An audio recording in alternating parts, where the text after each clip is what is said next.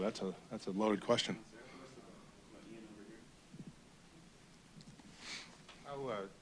How good is Wright's knuckleball compared to how you've ever seen it before? You know, we've talked a lot about the action, the violence, and that was the case again tonight, even in an outdoor stadium where, you know, we've seen it up in Toronto or in Tampa where it's been pretty violent. But tonight, still, great action. You know, Hanny's got his hands full when he's got Steven on the mound. But maybe a couple of extra base runners here tonight, but still, his 7 innings, his dependability, I guess in a word, is what continues to solidify itself. We hand him an early lead, and he makes it stand up for the 7 innings tonight. John, without injuries, what was the plan for Steven as far as going into spring training? This year, much like it was last year, go pitch, see what happens. You know, his performance is going to probably drive the decision of where he ends up. He was out of options, so he was going to be with us at the start of the season. So, you know, things break his way, and he has run with the opportunity.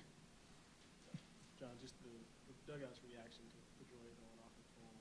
Everybody was lit up. Joy was laughing. He doesn't go out there that often. How was it to see him want to do that and also show more power?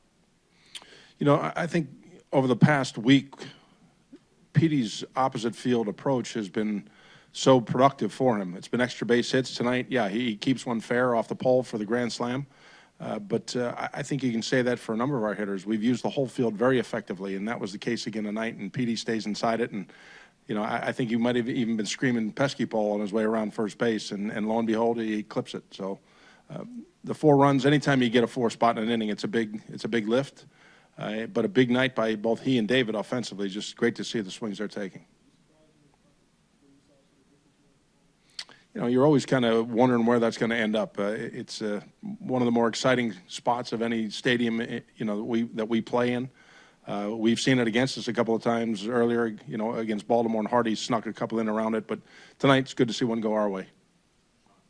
John, how much do you feel for Hannigan on a night like that, particularly in the 2nd, 3rd, 4th inning, and realizing that it's a difficult pitch to catch? Is there any thought of matching up Christian with Steven next time, given the pass balls of the last 2 games?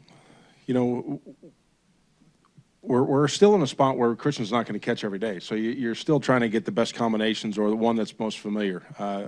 To date, you know, he's battled with him back there, but he gets the job done. It may not always be clean, but still, you know, Hanny grinds away behind the plate, and that's not an easy guy to handle. And that's not to say that just because Vasquez'd be back there, it'd be much different with the action that he's creating on a knuckleball. So for now, that's the plan going forward.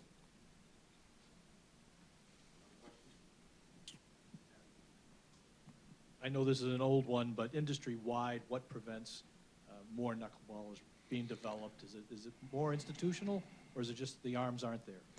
I don't know if it's not the arms. It's the mastery or the endless pursuit to execute that pitch.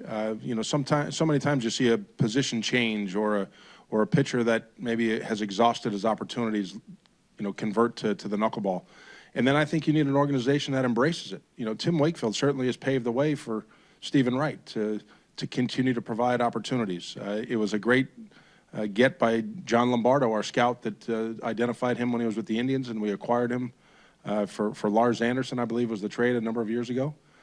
So, you know, there's a number of things I think have to come together, but we're seeing it pay off. And, you know, it's a unique pitch, we know, but the bottom line numbers are undeniable.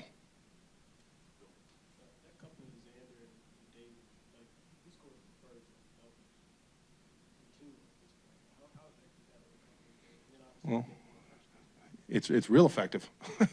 I think that's probably the 8th time so far that he scored from first on a double by either David or someone. But Bogey's foot speed, you know, you see 5 stolen bases. He's running well. And particularly in this ballpark, you left-hander hit the ball down that corner, you've got an opportunity to do just that. And we're clicking pretty good as far as the offense goes.